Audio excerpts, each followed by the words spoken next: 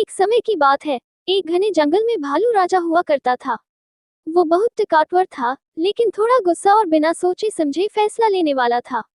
जंगल के सभी जानवर उससे डरते थे, लेकिन उसका एक अच्छा दोस्त था, एक छोटा सा खरगोश, जिसका नाम था चीकू। चीकू छोटा था, पर बहुत समझदार और चतुर। एक दिन की बात है, जंगल में एक नया शेर आ गया। उसने सब जानवरों को डरा दिया और कहने लगा, ए फ्लैट, मैं इस जंगल का राजा हूँ। हर रोज एक जानवर मेरा भोजन बनेगा।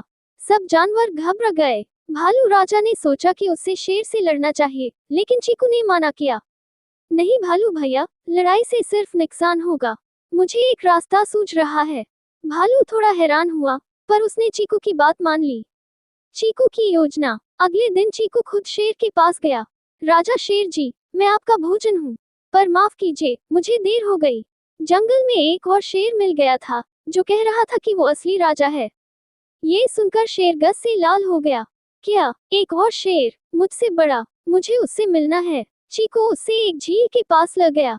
झील का पानी बिल्कुल साफ था। चीकू बोला, वही राजा इस झील में छुपा है, झांक के देखिए। शेर ने झील में झांका और उससे अपना हाय चेहरा दिखाई दिया। उसने सोचा कि ये वही दूसरा शेर है। गस में आके शेर झील में कूद गया और डूब गया। जंगल की खुशी। सभी जानवर खुश हो गए। भालू ने चीकू को गले लगाया और बोला, तेरी बुद्धि ने हमें बचाया। ताकत से बड़ा दिमाग होता है। आज दिन से जंगल में एक नया नियम बना, जब भी मुसीबत आए, पहले सोच विचार करो, फिर कदम उठाओ। योजक चिन्ह, योजक चिन्ह, योजक चिन्ह। सीख, बुद्धि ताकत से ज्यादा जरूरी होती है।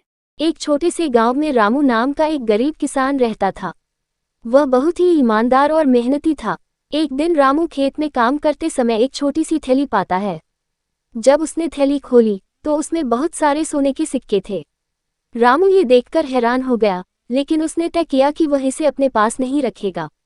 वह थैली लेकर गांव के प्रधान के पास गया और सच्चाई बताई। प्रधान ने गांव में ऐलान करवाया कि जिसने अपनी थैली खोई है, वो आकर बताए। कुछ ही देर में एक बूढ़ा व्यक्ति आया और उसने थैली के बारे में सही जानकारी दी। रामू ने थैली उसे लौटा दी।